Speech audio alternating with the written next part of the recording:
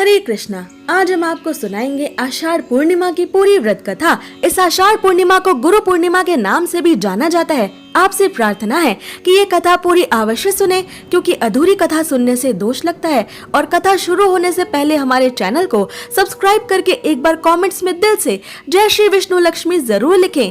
श्री गणेशाय नमः। हमारे हिंदू धर्म में गुरु पूर्णिमा का विशेष महत्व है। इसी दिन भगवान विष्णु के अंश अवतार और उनके 24 अवतारों में से एक भगवान वेद व्यास का जन्म हुआ था, जिन्होंने महाभारत ग्रंथ और पुराणों की रचना की थी। हमारे सनातन धर्म में गुरु को भगवान से भी ऊंचा स्थान प्राप्त है। इसलिए आषाढ़ महीने की ये आषाढ़ पूर्णिमा या गुरु पूर्णिमा साल का सबसे बड़ा और विशेष दिन बन जाती है।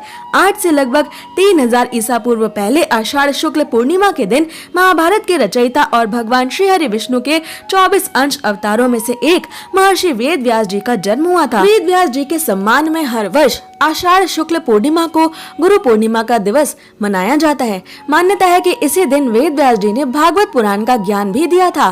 गुरु पूर्णिमा को व्यास पूर्णिमा के नाम से भी जाना जाता है। इस दिन महर्षि वेद व्यास की पूरी जन्म कथा सुने बिना पूर्णिमा का व्रत पूरा नहीं होता।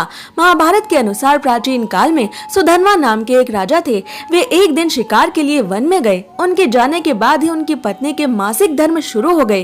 राजा की पत्नी ने ये समाचार अपने पक्षी के माध्यम से राजा के पास भिजवाया। इस समाचार को पाकर महाराज सुधन्वा ने एक दोने में अपनी शक्तिशाली वीर्य रूपी जीवनी शक्ति निकालकर एक पक्षी को दे दी। पक्षी उस दोने को राजा की पत्नी के पास पहुंचाने के लिए आकाश में उड़ चला। मार्ग में उस शिकारी पक्षी पर दूसरे शिकारी पक्षी ने हमला कर दिया।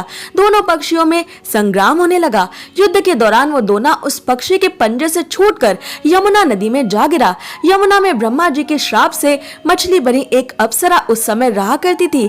मछली रूपी उस अप्सरा ने दोना में बहती हुई उस जीवनी शक्ति को निगल लिया तथा उसके प्रभाव से वो गर्भवती हो गई। एक निषाद ने उस मछली को अपने जाल में फंसा लिया। निषाद ने जब मछली का पेट खोला तो उसके पेट से एक बालक तथा एक बालिका निकली। वो निषाद उन शिशुओं को लेकर महाराज सुधन्वा के पास गया। महाराज सुधन्वा का कोई पुत्र नहीं था, तो उन्होंने बालक को अपने पास रख लिया, जिसका नाम उन्होंने मत्स्यराज रखा। बालिका निषाद के पास ही रह गई और उसका नाम मत्स्यगंधा रखा गया, क्योंकि उसके अंगों से मछली की गंध आती थी। इस कन्या को सत्यवती के नाम से भी जाना जाता था। बड़ी होने पर वो बालिका सत्यवती नाव चलाने का काम करने लगी। एक बार पराशर मुनि को उसकी नाव पर बैठकर यमुना नदी पार करनी पड़ी।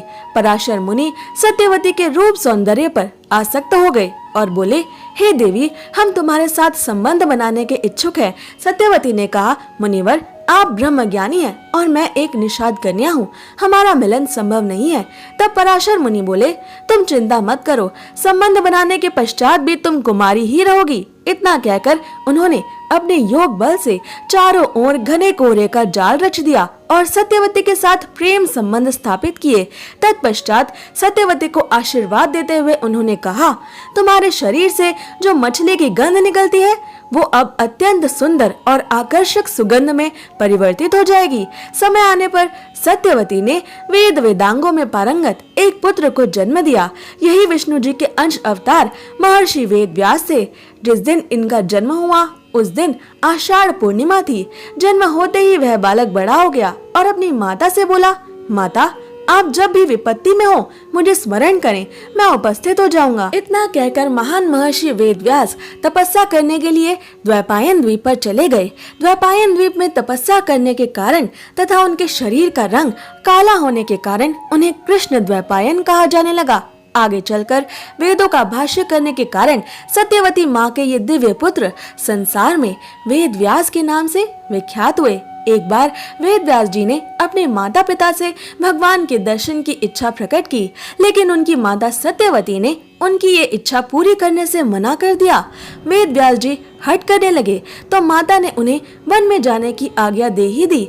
जाते समय माता सत्यवती ने वेद व्यास जी से कहा कि जब घर की याद आए तो लौट आना। इसके बाद वेद व्यास जी तपस्या करने के लिए वन में चले गए। वन में उन्होंने बहुत कठोर तपस्या की। इस तपस्या के प्रभाव से वेद व्यास जी को संस्कृत भाषा का बहुत अच्छा ज्ञान हो गया। फिर उन्होंने चारों वेदों का विस्तार किया। इतना ही नहीं, उन्होंने महाभारत महाग्रंथ, 18 पुराणों और ब्रह्म सूत्र की भी रचना की। महर्षि वेदव्यास जी को चारों वेदों का ज्ञान था, इसलिए आषाढ़ पूर्णिमा या गुरु पूर्णिमा के दिन गुरु की पूजा करने की परंपरा उन्हीं के दौर से चली आ रही है। वेदव्यास जी ने संसार को भागवत पुराण का भी ज्ञान दिया था। आज भी वेदों का ज्ञान लेने से पहले महर्षि वेदव्यास का नाम सबसे पहले लिया जाता है। वेदव्यास जी एक चिरंजीवी हैं। वो आज भी पृथ्वी पर मौजूद हैं और वो कलयुग के अंत तक पृथ्वी पर ही रहेंगे। संस्कृत शब्द गुरु की दो जड़ें हैं। गु का अर्थ है अंधकार या अज्ञान और रु का अर्थ है अंधकार या अज्ञान को दूर करने वाला। गुरु की कृपा हमारे अज्ञान को दूर करती है और हमें आनंद और मोक्ष का मार्ग दिखाती है। गुरु वो होता है जो हमें अज्ञानता के अंधकार से ज्ञान के प्रकाश की ओर ले जाता है। इसलिए गुरुओं द्वारा हमें सिखाए गए अपार मूल्यों और पाठों के लिए उनका सम्मान और आभार हमें व्यक्त करना अत्यंत महत्वपूर्ण है। ये दिन हमारे जीवन में गुरुओं के महत्व और उनके प्रति श्रद्धा व्यक्त करने का अवसर है। गुरु वो होता है जो हमें अज्ञानता के अंधकार से ज्ञान के प्रकाश की ओर धकेल कर ले जाते हैं। वो हमारे मार्गदर्शक, शिक्षक और आध्यात्मिक पथ प्रदर्शक होते हैं। गुरु पूर्णिमा का ये पावन पर्व हमें अपने गुरुओं के प्रति कृतज्ञता व्यक्त करने और उनके आशीर्वाद को प्राप्त करने का सुअवसर प्रदान करता है।